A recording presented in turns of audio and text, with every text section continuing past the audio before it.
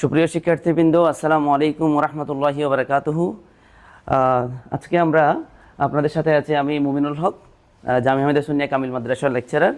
আপনাদের সাথে আজকে আমি এমন একটা টপিকস নিয়ে আলোচনা করব যেটা আপনারা খুব কঠিন করে দেখেন অথবা বিভিন্ন জায়গায় আসে কিন্তু এটা সহজে সলভ করতে পারেন না। সেটা হচ্ছে বাইনারি এডিশন। যদিও বা টপিক্সের নাম হচ্ছে বাইনারি এডিশন, কিন্তু আমরা বাইনারি এডিশন নিয়ে কথা বলবো না।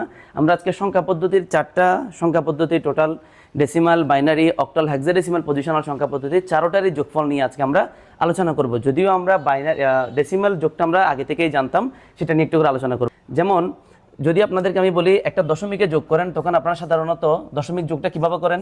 যেমন আমি যদি এটাকে সংখ্যাটা যদি আমি আরেকটু বাড়াই, তাহলে 17 এবং 15 এই সংখ্যাটা যদি আমি যোগ করতে যাই, কিভাবে করি আমরা?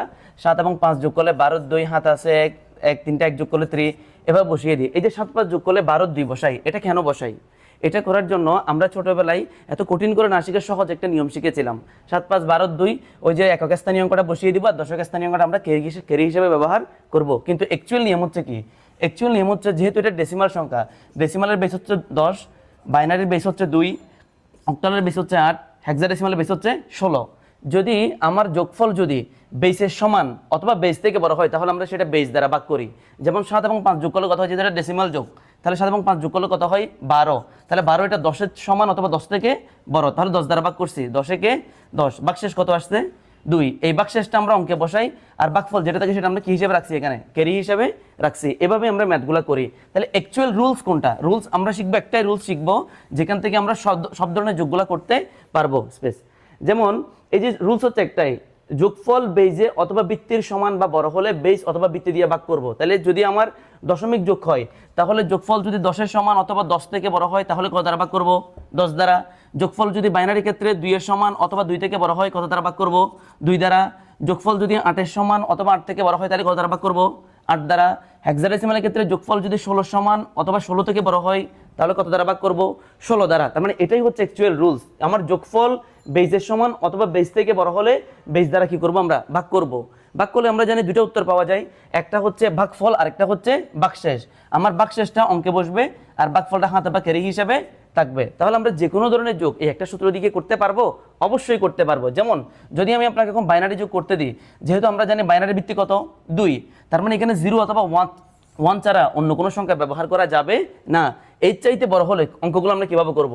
আমি একদম একেবারে বেসিক একটা ম্যাথ করে আপনাদেরকে 1 0 1 1 1 1 1 1 এই ম্যাথটা আমি করি আমরা। তাহলে কিভাবে করবো দেখেন, 1-এর সাথে 1 যোগ করলে কত হয়? আমরা জানি যে সাধারণত 1-এর সাথে 1 যোগ করলে নর্মালি কত হয়? 2। তাহলে 2 এটা যোগফল যদি বেসের সমান, তার মানে 2 এটা বেসের সমান হয়ে গেছে না? বেসের সমান অথবা বেস থেকে বড় হলে বেস দ্বারা কি করবো? আমরা ভাগ করব। তাহলে 2 কে যদি 2 দ্বারা ভাগ করি, 2 একে 2, ভাগশেষ কত? 0। ভাগশেষটা অঙ্কে বসবে আর ভাগফলটা কি হিসেবে থাকবে? ক্যারি হিসেবে থাকবে। এবার 3টা 1 যোগ করলে নর্মালি কত হয়? 3। 3 কে আমরা কত দ্বারা ভাগ করব? 2 দ্বারা। 2 একে 2, ভাগশেষ কত? 1। ভাগশেষটা অঙ্কে বসবে আর ভাগফলটা কি হিসেবে থাকবে? ক্যারি হিসেবে থাকবে। আবার 1-এর সাথে 1 যোগ করলে 2 হয়, 2 কে 2 দ্বারা ভাগ করব, ভাগশেষ 0 থাকবে আর ভাগফল 1 থাকবে।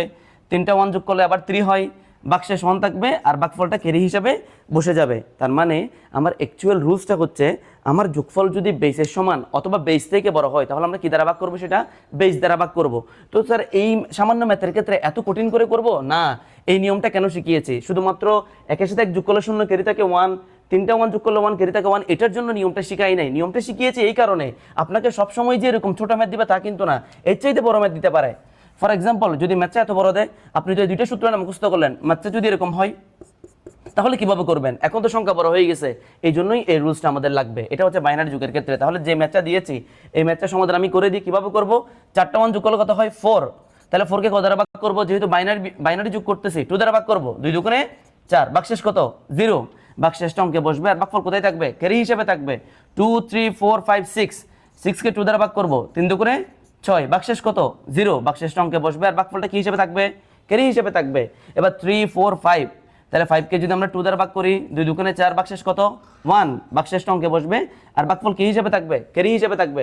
2 3 4 5 6 এগেইন, তাহলে ভাগশেষ 0। এখন ভাগফল কত আছে আমার? এখানে ক্যারি হিসেবে 3 আছে।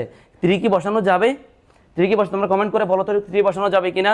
কখনোই না, কারণ বাইনারি ভিত্তি কত? 2 মানে সে 0 অথবা 1 ছাড়া অন্য কোনো সংখ্যাকে সে সমর্থন করে না। তার মানে এখানে 3 বসবে না, 3 বাইনারি বসবে। 3 বাইনারি কত আমরা জানি, যারা বাইনারি যোগ করতেছি তারা নিশ্চয়ই এতটুকু অবগত আছে যে 3 বাইনারি হচ্ছে 1 1, এটা বসে যাবে, দ্যাটস ইট, এটাই হচ্ছে উত্তর। যদি এটা পারো তাহলে তোমরা এই ম্যাথটা আমাকে দ্রুত করে অথবা এটা করে তোমার উত্তরটা একটু আমাকে পাঠিয়ে দাও তো, দ্রুত কমেন্টে পাঠিয়ে দাও 1010। এই ম্যাথটার উত্তর কত হবে, এটার উত্তরটা তোমরা করে আমাকে পাঠিয়ে দাও। এখন স্যার ডেসিমালও আমরা বুঝলাম, বাইনারিও বুঝলাম, এবার অক্টালের ক্ষেত্রে একটু ট্রাই করি তো আমরা। মনে করো তোমার কাছে একটা অক্টাল যোগ দিয়েছে, অক্টাল যোগটা হচ্ছে 725 এবং 163, এই যোগটা আমাকে করতে বলছে অক্টাল যোগ হিসেবে। কি হিসেবে যোগ করতে বলছে?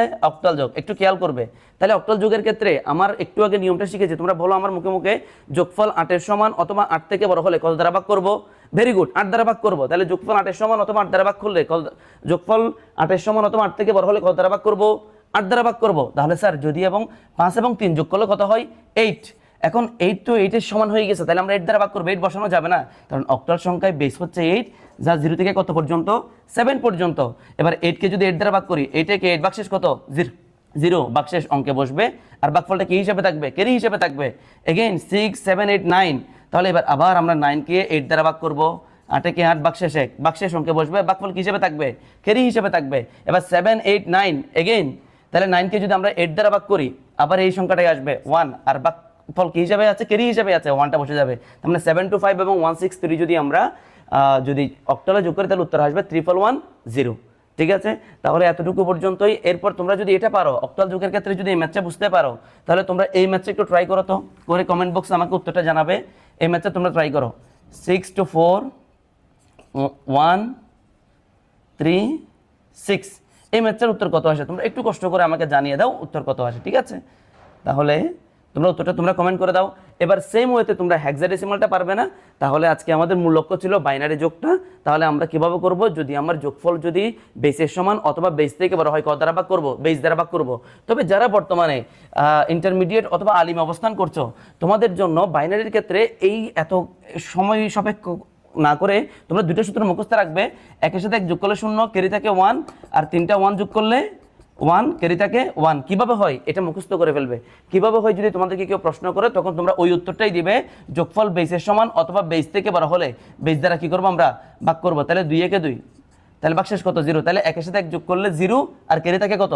1, আর 3টা 1 যোগ করলে 3 একে 2 একে 2, ভাগশেষ 1, 3টা 1 যোগ করলে 1, আর ক্যারি থাকে 1, that's it. Thank you so much.